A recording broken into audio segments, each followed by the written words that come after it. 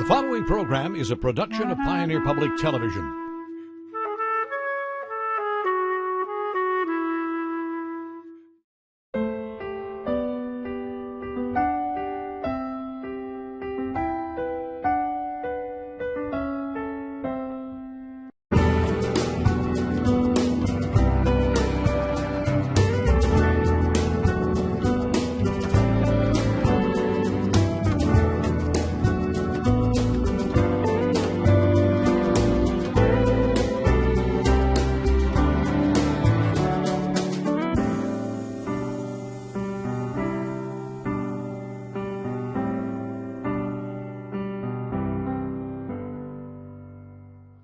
Hello and welcome to Compass, a new production from Pioneer Public Television.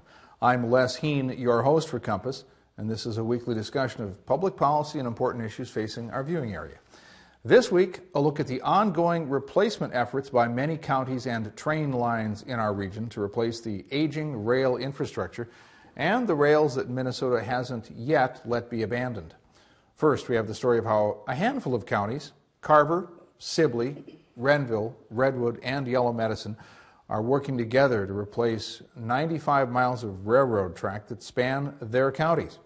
The cost of the upgrades is estimated at $80 million, but it will allow for a 25-mile-per-hour speed increase for the trains on the line. Here's a report from Pioneer's Laura K. Prosser. The Minnesota Valley Regional Rail Authority, made up of 5 counties, Carver, Sibley, Renville, Redwood, and Candy, Ojai, got together and formed a joint powers agreement to become the regional rail authority under state law. They had the presence and good sense to buy the 94 miles of track from Hanley Falls to Norwood Young America for a rehabilitation project. Here's the story. This was a part of the Minneapolis and St. Louis Railroad from the 1880s. Back in the day when it was the golden age of railroading and everybody was going to make their millions, and there was a group of investors that built a line. They were going to go to the Pacific Ocean from Minneapolis through our area here, Norwood Young America, Redwood Falls, Hanley Falls, all the way to the West Coast. They made it to the Missouri River. So this railroad that we're working on now, the Minnesota Prairie Line, we now call it, was the Louise West End. It was the Pacific Extension. It was actually built in the 1880s and 1890s, so it's over 100 years old, 120 years old now. They didn't have the controlled steel cooling processes then. That was developed in the 1930s. And so we have to operate at 10 miles an hour because we've had 2 incidents where the rail has snapped underneath the train, and at 10 miles an hour, the damage is substantial to a derailment, but it's not catastrophic. And so we've taken the risk of running it that way. Well, in the 2005 derailment, the local paper, the Gaylord Hub, was called. Lisa Euchre out there. I explained to her the situation, why the derailment happened, and what the public would see, and ultimately told her that the long-term solution would be to replace those 1912 rails with today's heavier control-cooled steel rails. Terry Morrow, a state representative at the time, took notice of the article and decided something had to be done. He said, we really need to do something about this because it is a transportation hub that the shippers along the line depend on, and long term, they won't invest in their facilities if they believe the rail line is going to eventually get abandoned. And so we've lost a lot of rail lines in Minnesota that used to carry our commerce, and that's why we're trying to protect this one. The ones that still exist, there are only 2 publicly owned freight railroads in the state, the one down in Rock and Nobles County, down around Worthington, and this one. And so they're a little different. The other ones are either leased or privately owned, and those folks are working with private capital, and they work under a different set of financing rules than a publicly owned right-of-way like this one does. Publicly owned railways have a different set of rules for financed rehabilitation, such as they can actually ask the state for bonding money. State bonding money was obtained in 2008, 9, and 10, and I believe it took probably 5 years of federal money to get the first 6 miles done, but then on the state level, there was sufficient funding to get the remaining 28 miles done, and that was a 3-year bonding bill process, but the last one was in 2010. And as a result of that, the first 34 miles from Norwood Young America to Winthrop has the new rail in it. The speeds have been increased to 25 miles an hour, And as of November of this past year, the rail bridge at Arlington, which needed to be strengthened, that first 34 miles can now handle the 286,000-pound gross weight on rail cars that are today's North American standard. But the story doesn't end there. There is another 60 miles yet to go, from Winthrop through Fairfax, down through the valley, Morton, Redwood Falls, and then back up the other side of the valley through Delhi and Bellevue, all the way out to Hanley Falls will be replaced. What this will do is this will keep encouraging the investment by the communities along the rail line in their rail equipment, and importantly for the producers in the area, will give them access to not only the North American market but also the international market.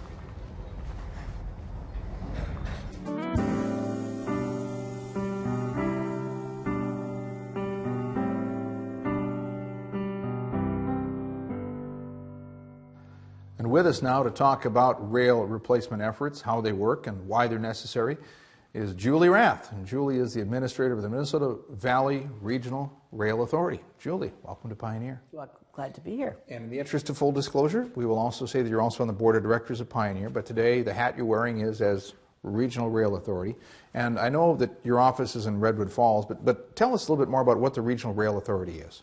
The Regional Rail Authority was developed in 1983, and it's a statutorily formed unit of government. It's a joint powers board, per se, and it does include Carver, Sibley, Redwood, Renville, and Yellow Medicine County. Those 5 counties, along with the Shippers Organization, has a representative that serves on our board. So it's a 6-member board. We meet every month, the 3rd Wednesday of each month, either in Redwood County or Sibley County, to discuss the business of the month that the Rail Authority needs to address. And our main goal has been the rehabilitation of the whole 94 miles of track that we own. To date, we've done about 34 miles from Norwood Young America to east, just west of Winthrop. Okay. So those 2 points in Minnesota now, I know you brought with you today some examples of rails because, of course, people drive across railroad tracks all the time, but don't necessarily look at them up close. Correct. They don't get a sense of what they are and what the replacement means. But tell us about the difference, because I know you brought along examples of different sizes of rail.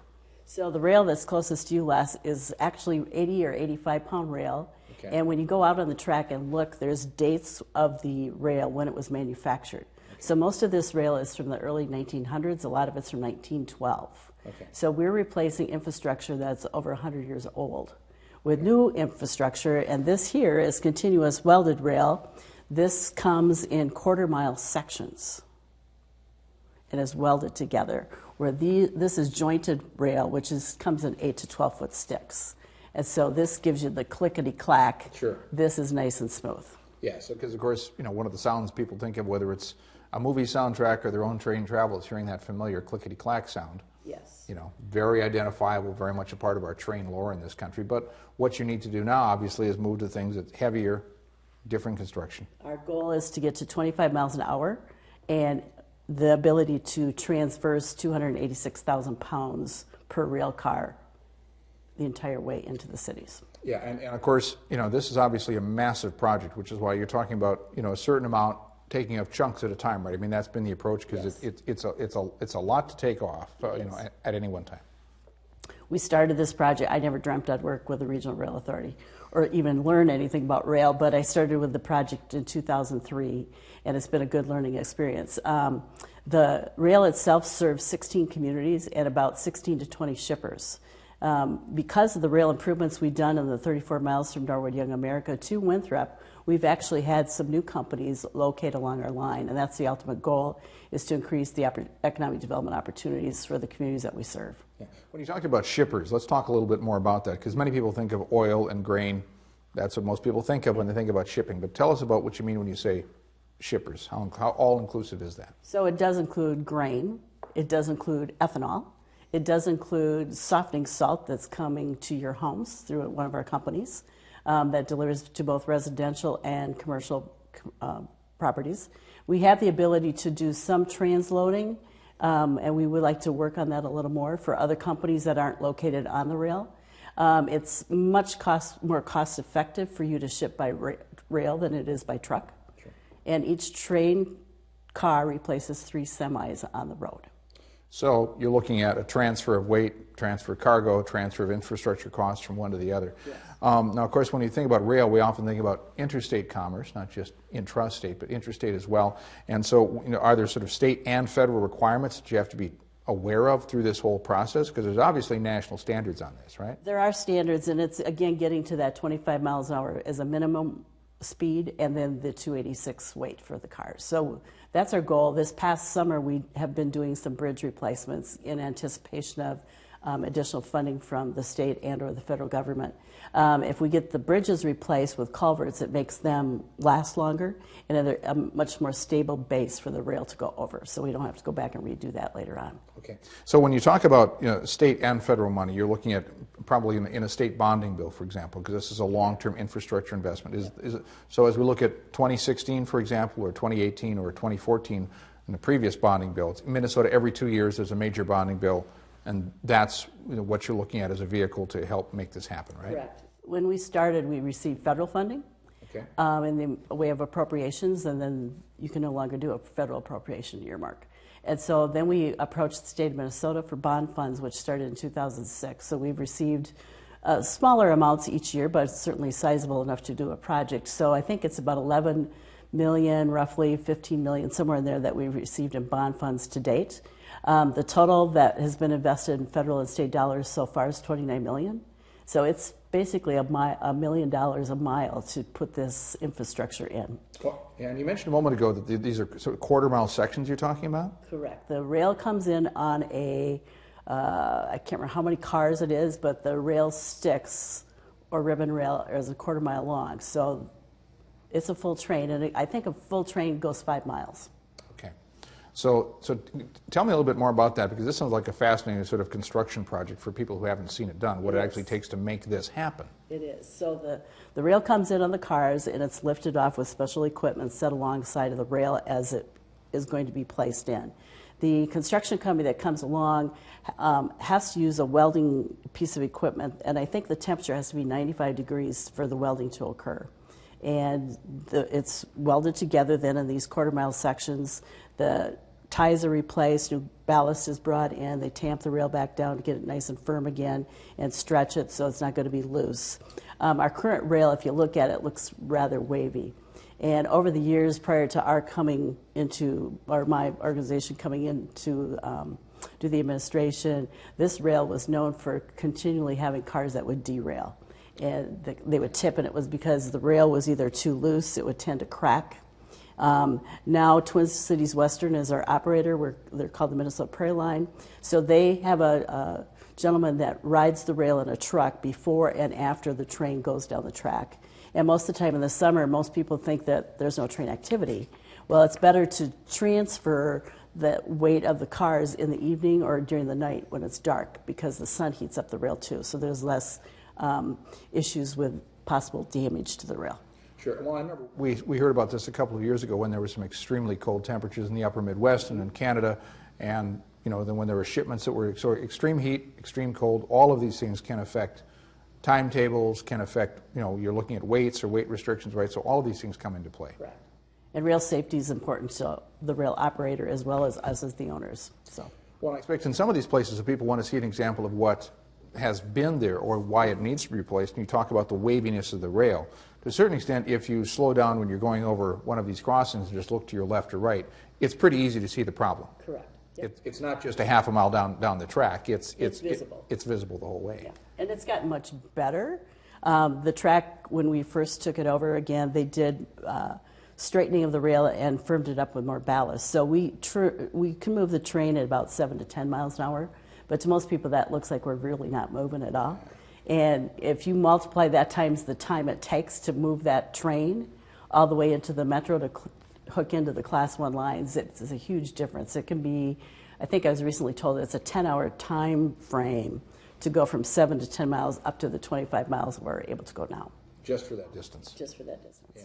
What about, if you put this in context for me, because obviously this isn't the only place in the country where there's a rail line that's aging, and there's a decision point of either continuing with this improvement or not continuing.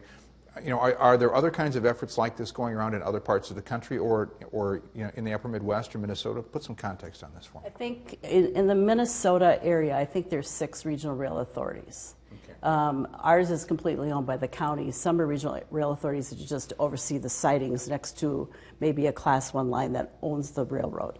Our line goes from Norwood Young America all the way to Hanley Falls, but from Hanley Falls up to Dawson, this line is owned by the BN. So the Lac Pearl Valley Regional Rail Authority oversees the sidings along this rail line, where we oversee the rail line itself and the sidings in most cases.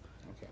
So that's the other part of this, is if you look at ownership, governance, infrastructure, transfers, there's a lot of pieces that you have to put together. Yes. Because as you look at how these things need to fit together. Correct.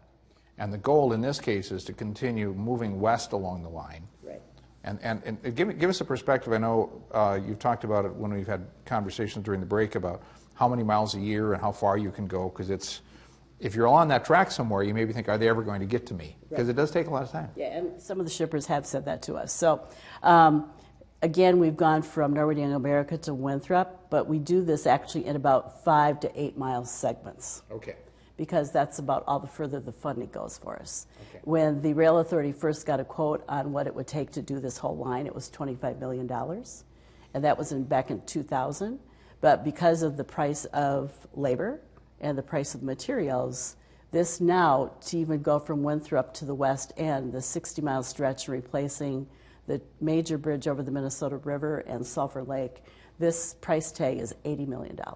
And that bridge over the Minnesota River is, for geography, for the reference, where would that be exactly? That would be east of Redwood Falls by Morton. Okay, yeah, the Morton Bridge. And it's a longer bridge. Yeah, so yeah, then the price starts to go up dramatically. Correct. And at the time you've seen this, I'm sure, huge increases in steel prices over that period of time. Even if steel prices, have softened a bit, it's still a big increase from the original budget. Yeah. And right now, because of the decline in production up in North Dakota, we have over 500 rail cars stored on our line from Wood Lake west to Hanley Falls. And that might be another thing that people notice. I know sometimes people go by and say, oh, well, those rail cars weren't sitting there yesterday. Yeah. Why are they there? And then 2, 3, 4, 6 months later, they're still there. Yep. And a big reason is because the railroad has to store them somewhere. We have to store them somewhere, and we don't currently have a lot of shipping going on in the West End. Okay. So our operator was contacted by other rail lines that own these cars, and they need a place to store them. So we have some on our line. There's some on the way up here to Appleton, I noticed today. There's some down at Watson. There's some at Granite Falls. Wherever there's a siding that's not used on a regular basis, we've tucked those cars in there. Sure, and then whoever owns that track, then that's a bit of a rental income for them. Rental income, correct. Because at least, the track isn't just sitting there, they're getting some use out of Correct. it. Yeah. So let's look forward a little bit. What's next for this rail project or for others? I mean, in your case, it sounds like it's a matter of chipping away at this year after year. Correct. This year in the current bonding bill for 2016, we've put a request in for $22 million. That will take us from Winthrop all the way to Franklin, Winthrop to Franklin. We're trying to do this in sections, so Winthrop to Franklin, then we'll go Franklin to North Redwood, and then North Redwood all the way to Hanley Falls is our goal. And we recently had our our track report updated, so it's done in those 3 phases and broken down. So what happens in some of these communities when they had life sort of before the improvement and life after improvement? Have you been able to quantify or examine?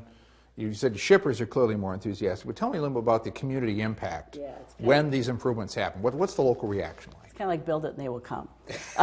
So in Winthrop, it's very visible to see the improvements because the ethanol plant's expanded. UFC has built a huge fertilizer facility. They're not shipping by rail, but the goal is to do that. Dairy Farmers of America has done some expansion. So it just brings more opportunity to the area. Franklin, Minnesota, where we have not expanded or improved the line yet, but we have 2 small companies that located there who need to bring raw materials out by rail to get out further to the shippers or the customers they serve. And so that's been a big boom for little Franklin, Minnesota, because they put up a new building. The rail actually goes right through the building, so they're out of the elements when they load and unload. So that's a cool deal too. Our goal is to see that same opportunity happen for these other communities along the line too, especially where we have large grain elevators. So, as it's difficult to see, on the wide shot here, but if you look at those other communities, you're talking about Delhi, Bellevue, Echo, Wood Lake. That's the stretch of the line there. So you're talking about a little bit of Redwood County, a little bit of Yellow Medicine County through that stretch. And we also have worked with the University of Minnesota Extension. In 2010, they completed economic advancement impact study for us. That was for the first 5 years of the rehab, and now we just did from 2010 to 2015. So that report was just released, and we kind of needed to put that report together for the legislature because it gives them some background information to make good decisions. We also had a cost-benefit analysis just completed too by another third party. So those pieces are good reports and give us a third-party input, not just our own views on why we think this input is important, and it measures those impacts for us. Yeah, it strikes me that legislative reaction is you always been getting bonding money, so legislative reaction, legislative engagement on this issue has been pretty good over the last several years. Yeah, it was excellent. We're working with a lobbyist right now who's got a real background, so it's very good for us to have him on board. He understands how rail works, and he's very well received on both sides of the aisle. In September, we hosted the Senate Bonding Committee, and we had an operator come out from the cities with this passenger rail car train, and we actually did a ride with them, passenger rail. So we went from east of Gibbon all the way to Green Isle, and you could actually see and feel the difference of the old rail versus the new. And it just gave them a firsthand opportunity to see what we were up to and where their money has been spent. And then we had shippers on the train, too, who could share their story on the economic impact, because Build It and They Will Come works for them to a point, but they have to also be accountable to their shareholders. And they've made huge investments in their own infrastructure in anticipation of the rail being approved. We talked a lot about Minnesota in this, but there's also a certain amount of positioning for the global economy. Obviously, it has to happen, because if an area is going to be competitive, whether it's roads, rail, airports, all has to be part of the competitive package, right? Talk about that for a minute. Correct, because our little shippers along our line, some of them are global shippers. So we bring, as a short line, the beauty of a short line is a first-class line will only work with 110 car. It's called a unit train. Okay. So we're a short line. So if you need only 5 cars brought to your business, or you're only shipping out 5 cars from your business, we can do that. And then Minnesota Prairie Line makes the connections for us in the cities with all the other Class 1s. And then it can go to the west coast, it can go to the Gulf, it can go up to Canada. So we can help you get to the markets that you can't reach on your own, or it'll be too costly by truck. Class 1 meaning larger rail carriers. Correct. Okay. All right. Yeah.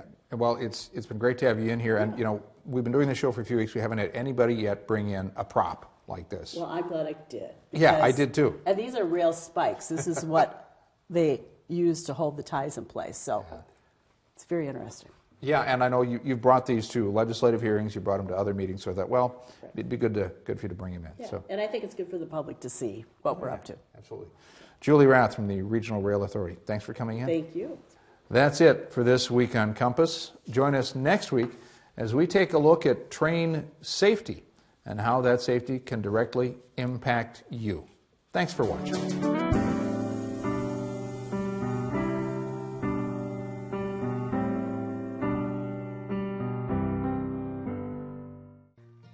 To play us out this week, here's an excerpt from Pioneer's Grassland Jam.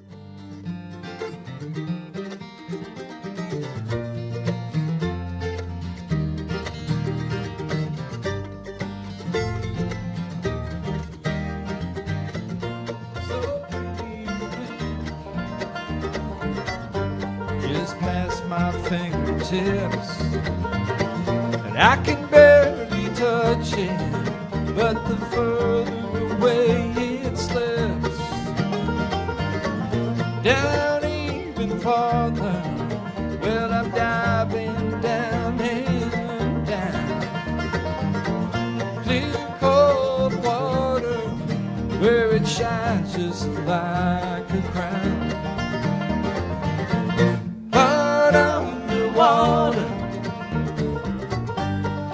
magnified toy, throw it back in, girl, go drown another boy.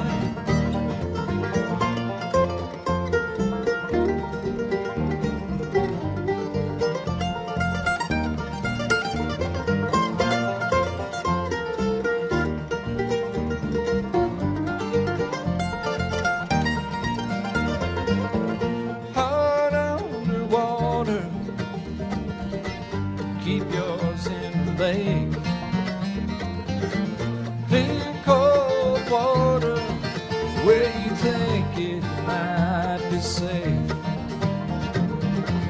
Lungs burning in the darkness, where I finally reach the past. Here in my hand, I'm just holding some broken glass. Heart underwater, magnified toy. Throw it back in, girl. Go drown another boy.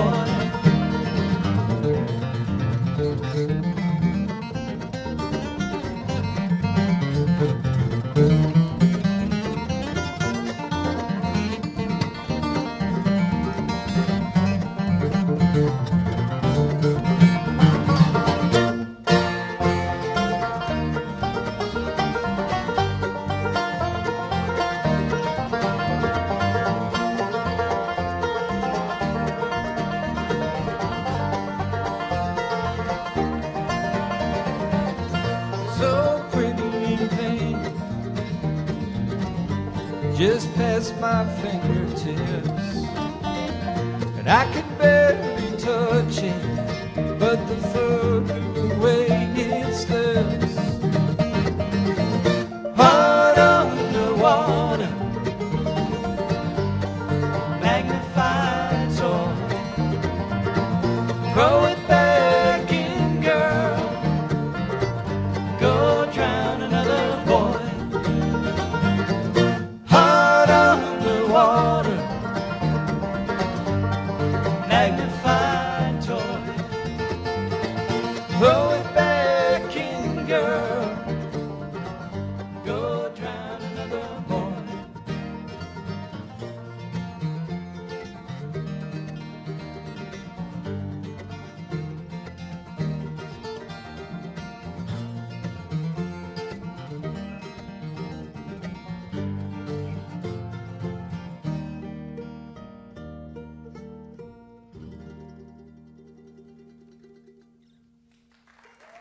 All right, thank you.